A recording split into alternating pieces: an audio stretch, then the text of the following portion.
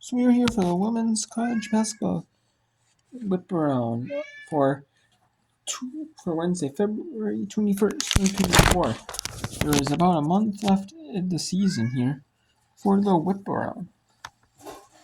You know, there is going to be whip around for the postseason, but for like the not for the NCAA tournament. However, as I don't want to get copyright strict on YouTube.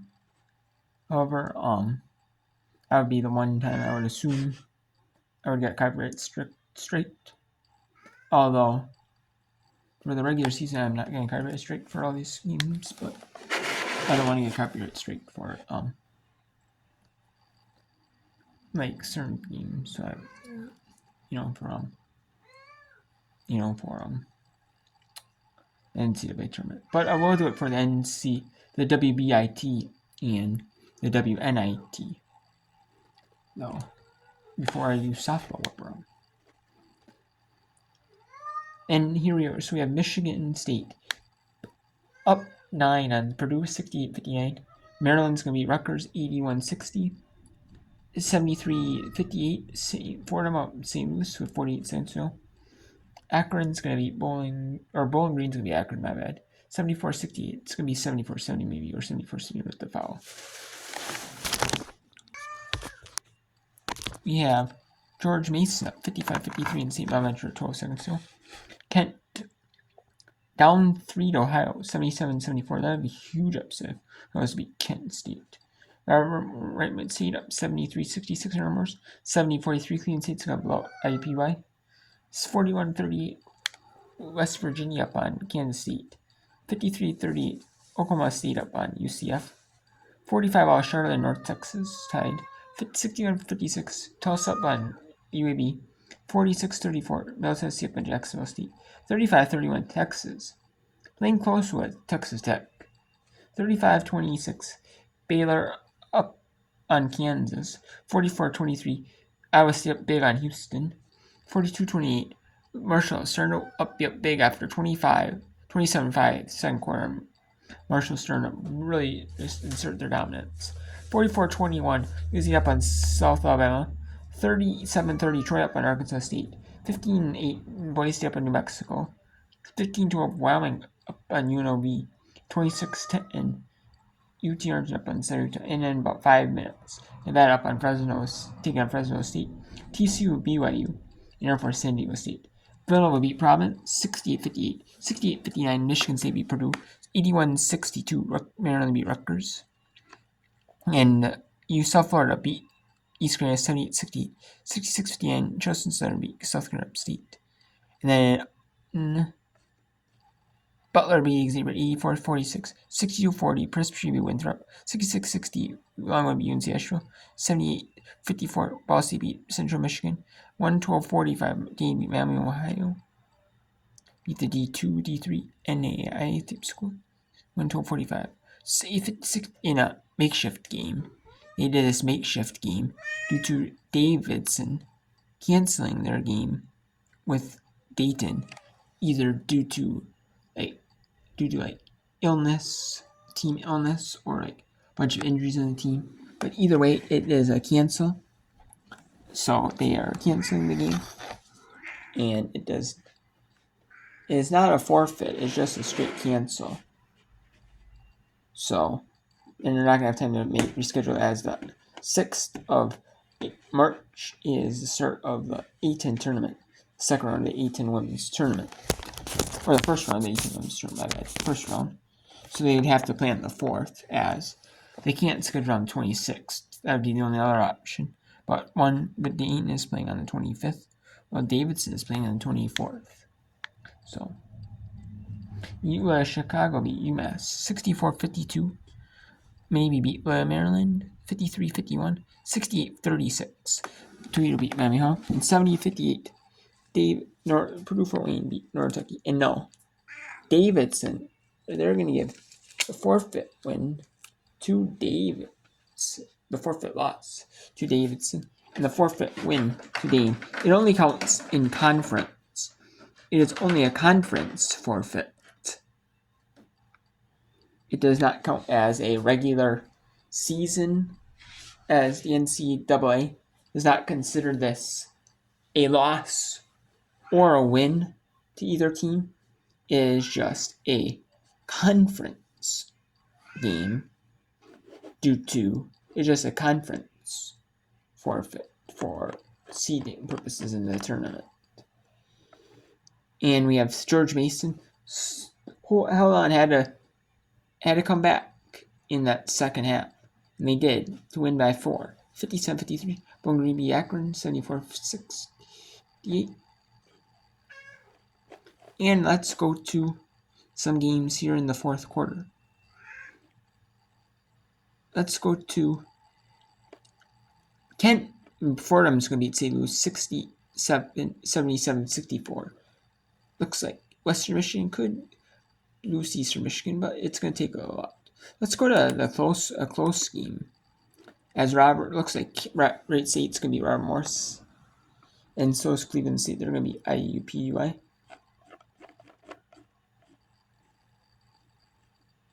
And Fordham, yes, they officially beat St. Louis 79-64. So let's go to the one that's the closest right now, with the least amount of time. It is Ohio. They are up 3 in a Sunner at home against Kent State. So we'll take you to the answers for final 27 seconds on ESPN Plus at Ohio University. And it looks like they're out of the of the timeout. It is Ohio basketball. No, it is Kent State basketball. And Ohio is going to try to stop Kent State from making a bucket. So they can potentially be aggressive here. Bridget Dunn wide open for 3, and we're tied. Clutch bucket from Dunn. Huge. And sorry about that. It's 77-all. Kent State is trying to beat Ohio University. And there is a foul. State with 10 seconds left. Yeah, Kent State. Foul is the 5th team foul. Oh, and will put boy. Ohio at the free throw line. This is scary. Puts Ohio at the line for 2 shots in the ball. Well, not the ball, but 2 shots. Look at that right there. The 5th team foul on Kent State will send Jay McClure to the free throw line, who has only attempted 1 free throw in this game. She's 70% on the season. And knocks down the first. Big shot. Kent State free throw. Yeah, Kent State has 1 timeout left, by the way.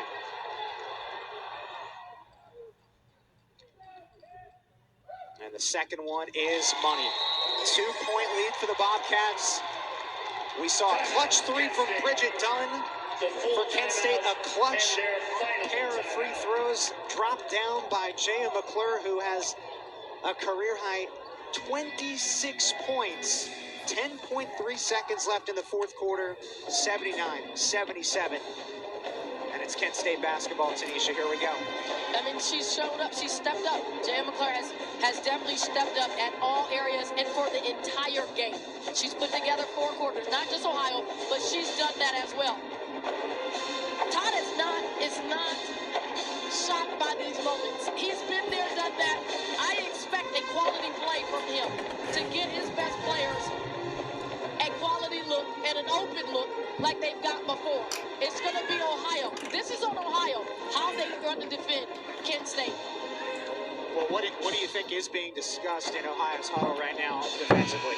I'm talking about communicate. I might even switch everything. To avoid confusion. Absolutely. Because it's too many times Ohio has given up wide open shots because the rotation's not there. The miscommunication, the screens. And we know that Kent State is going to pull out everything to make a play for this win. Well, Kent State can tie or take the lead here down the stretch with the basketball. And again, that timeout allowed them to advance the ball onto their side of the floor. Katie Shoemate would be the obvious option here. She's got 27 points, a game high. Here we go. It's Deanna Gray, now Jenna Batch. 8 seconds left. The floater. Count the bucket. No! Wave it off! It's an offensive foul on Kent State. And the offensive foul, guru, Peyton Geis, and that is why you sub her in. She leads this team in charges. That's what she does. She sacrifices her body, and again, at the right place, at the right time, and delivers it right for Peyton. And wow, that looked like a make in the and one, but no. They call the offensive foul the charge call. Well, they're in a timeout here. Let's take a look at the scores here. That just went final. There's a couple games that just went final. While you're watching, Kent State, Ohio. Wright State beat Robert Morris officially 76-68. Fit 75-52. Cleveland State beat IUPUI. And Purdue Fort Wayne beat Northern Kentucky 70-58. And it looks like Eastern Michigan is going to follow Western Michigan. It is 65-55. So Western Michigan will get a win over their Michigan MAC rival, or their Michigan MAC rivals. Eastern Michigan.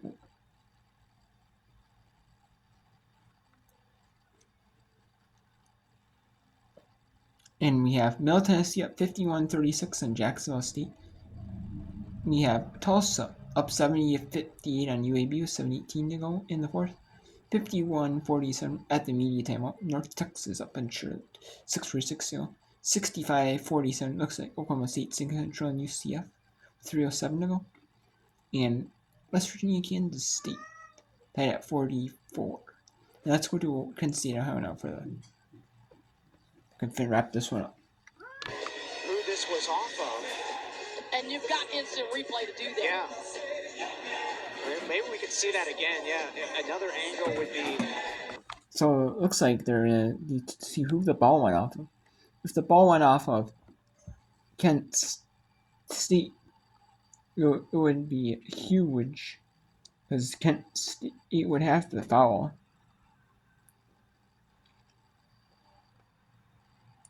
If the ball went off of an Ohio player, it's going to be Kent State having to go the length of the floor, though, with just under 5 seconds.